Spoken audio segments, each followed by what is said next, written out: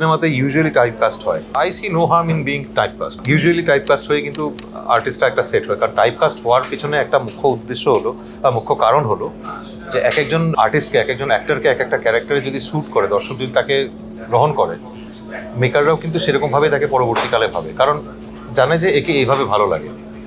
R I see no harm in being typecast. তবুও তো একটা স্বপ্নের ক্যারেক্টার সেটা থাকে, কিন্তু এখন আমি তো সেই ভ্যারাইটি খুঁজে যাওয়া, এখন থেকে হাত পা ছড়াবো এতটা ভ্যারাইটির কাজও আমি করিনি, সুতরাং যেটা যেরকম আসছে আমি সেরকমই ভালোভাবে নিচ্ছি। ধরুন এখন যে 5 বলিশের আমরা প্রমোশন করছি, তো সেই সময় সকাল থেকে আপনি এরকম পরপর ইন্টারভিউ দিয়ে যাচ্ছেন, কেমন লাগে এরকম যখন একই কথা রিপিটেডলি বলতে হয়? অ্যাপারেন্টলি সবাই ভাববে যে একই কথা কতবার বলবো, কিন্তু আমি জানি এটা it's a part of promotion, কারণ সবাই তো একসঙ্গে আমার কথাটা শুনতে পারছে না এক জায়গায় দাঁড়িয়ে।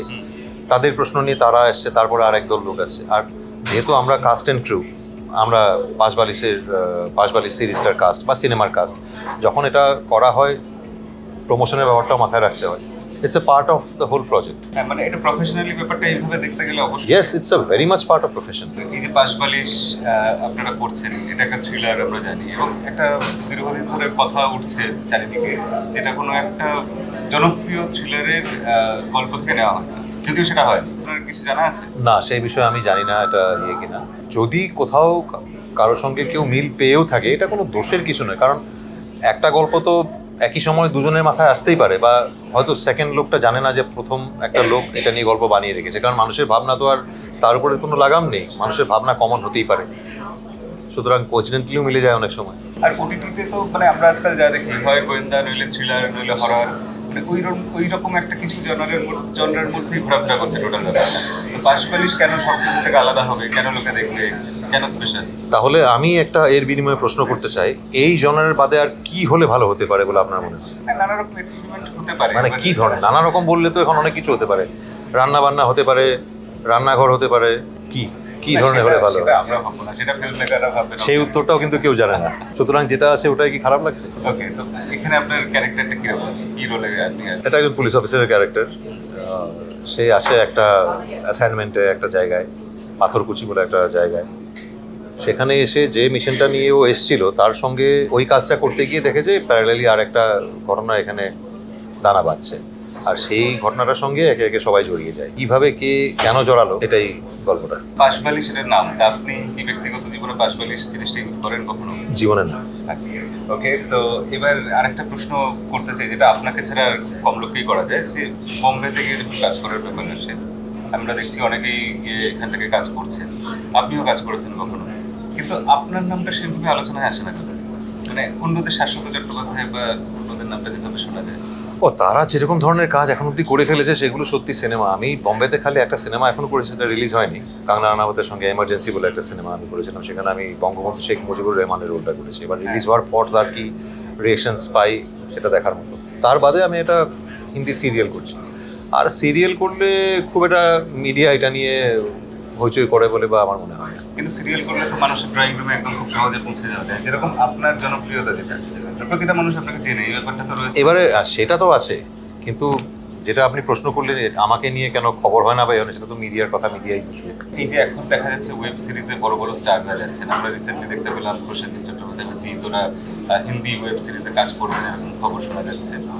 তো সেই ব্যাপারটা আপনার কি মনে হয়, কিরকম চেঞ্জটা হচ্ছে, এটা কতটা ভালো হবে ইন্ডাস্ট্রির জন্য? আসলে এন্টারটেনমেন্ট এখন এতটাই সহজলভ্য হয়ে গেছে, মানুষকে এন্টারটেন করা খুব কঠিন। আজ থেকে 20 বছর আগে সিনেমা হলে ফেললে হল থেকে টাকাটা তোলার একটা চান্সেস ছিল, এখন যেটা কমে গেছে ডিউ টু মোবাইল ফোন। এখন লোকেরাও সেইভাবে বিজনেসটাকে মোল্ড করতে বাধ্য হচ্ছে যাতে তার বিজনেসটাও মোবাইলে রিফ্লেক্ট করে, কারণ লোকেরা যে হলে যাবে খুব আবেগপ্রবণ হয়ে কিছু না হলে, বা KGF 2 বা পুষ্পা 2 বা একথা টাইগারের মতো সিনেমা না হলে হলে গিয়ে চিৎকার করবো, সেই এটা মানুষের এখন আর নেই।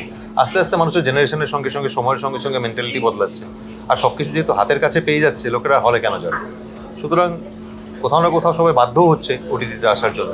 বা যারা অ্যাবসলিউটলি তিন খান বা অক্ষয় কুমারও দেখলাম কাঠপুতলি বলে একটা ওটিটির জন্য বানানো সিনেমা করলো, ওটিটি সিরিজ নয় কিন্তু ওটিটির জন্য বানানো একটা সিনেমা করেছে।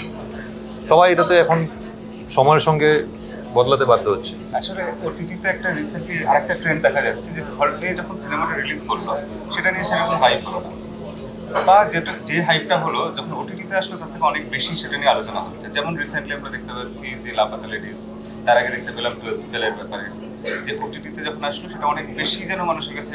এই যে বললাম একটু আগে, এখন হলে দর্শক টানা মানে বলতে গেলে ভগবানের দর্শন পাওয়া। খুব বড় স্টার কাস্ট বা খুব মিরাকুলাসলি কোনো সাকসেসফুল কিছু প্রজেক্ট না হলে লোকেরা হলে যেতে চায় না।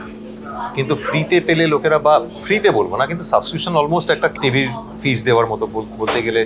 আমি একটা ইয়ারলি সাবস্ক্রিপশন নিলাম, তারপরে পুরোটাই ফ্রি, বা মান্থলি সাবস্ক্রিপশনে পুরোটা ফ্রি। হাতের কাছে যখন পেয়ে যায়, it's almost like available and free.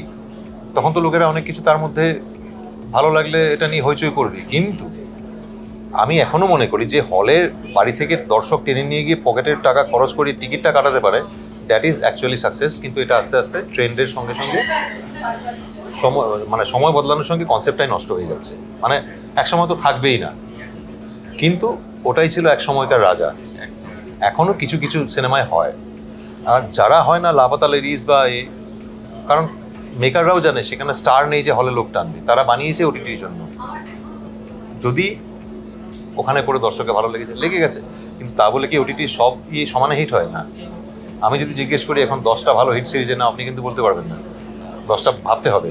এখন ট্রেন্ডিংয়ে আছে বলে দুটো নাম আপনি বলে ফেললেন, কিন্তু মেইন ব্যাপার মোবাইল, সহজলভ্যতা। আপনি নিজে কি প্রেফার করবেন? পুষ্পা 2 এর মতো সিনেমা দেখতে যেতে প্রেফার করবেন, নাকি এই লাপাতা লেডিসের মতো সিনেমা? হলে গেলে পুষ্পা 2। পুষ্পা 2 তাহলে আসছে যে সেটা হলে গিয়ে দেখবেন? কোনটা? পুষ্পা 2 রিলিজ করতে চলেছে আগস্ট মাসে, তার জন্য বিশাল হাইপ তৈরি হচ্ছে। না হাইপ মানে কি, এবারে বলছি পুষ্পা 2, আমি এটা উদাহরণটা দিলাম। আমাকে যদি বলা হয় হার্ডকোর কমার্শিয়াল এন্টারটেনমেন্ট, আমার প্রথম প্রেফারেন্স টু গো টু হল। হ্যাঁ, সেটা তো অবশ্যই, কিন্তু পুষ্পা 2 এর প্রসঙ্গ আসলো যেখানে, সেখানে প্রশ্নটা এসেই যাচ্ছে যেটা বাংলাতে ডাব হয়ে রিলিজ করতেই পারে। এখন যারা ডাব করে রিলিজ করছে তারাও নিজের ব্যবসা দেখছে। পুষ্পা যখন হিন্দিতে ডাব হয়ে এত হিট হয়েছে, মানে যারা হিন্দি বেল্টের দর্শক, আমি মনে করি প্যান ইন্ডিয়া দেখতে গেলে আমরা তো হিন্দি সিনেমার দর্শক, আমরা তো তেলেগু বুঝি না, তামিল বুঝি না। এবারে আমরা কিন্তু সাউথের সিনেমাটাকে ডাব হিসাবে যেহেতু দেখেছি, ওই এসেন্সটা নিয়েই ভালোবেসেছি। তাকে নিয়ে যদি সেই স্টার কাস্টকে নিয়ে পুরো একটা out and out Hindi cinema বানায়, ধর্মা প্রোডাকশন বা ইয়াশ চোপড়া, ওটা নাও চলতে পারে। প্রচুর উদাহরণ আছে। সুতরাং যে যেখানকার তাকে আমরা সেখানকার হিসেবে ভাবি। এখন টম ক্রুজের সিনেমা নিশ্চয়ই গাছের আড়ালে নাচানাচি করবে না, আমরা তাকে মিশন ইম্পসিবল বা রোগ নেশন বা হোয়াটএভার তার যা এগুলো আছে, বা টপ গান নতুন যেটা বেরোলো, এই ধরনের সিনেমাতে আমরা টম ক্রুজকে আমরা করবো। তাকে নিশ্চয়ই আমরা হিন্দি সিনেমার মতো ফেভারে নিশ্চয়ই দেখতে চাইবো না। এখানে কি তাহলে ইন্ডাস্ট্রিটার উপর আরো চাপ বাড়বে, লোকে কাজ কম পাবে, এরকম কি সম্ভাবনা তৈরি হচ্ছে? ডাব যদি হয়, ডাব তো সেই করবে যে অরিজিনাল মেকার, তার এর বাইরে তো কিছু করার নেই। অন্যের তো কিছু করার নেই কপিরাইট কিনে। না, কিছু করার নেই, না ডাব করতেই পারে। যদি পুষ্পা 2 আমরা পুষ্পা 1 যখন আমরা হিন্দিতে দেখেছি, কেজিএফ হিন্দিতে দেখেছি, কেউ না কেউ হিন্দিতে ডাব করেছে। তা বলে কি বলিউড মরে গেছে? বাঁশবালিশ কবে আসছে? এটা কতটা আপনার মনে হয় যে কমার্শিয়াল সিনেমা বা ওয়েব সিরিজ? পুরোটাই কমার্শিয়াল ধাঁচেই বানানো।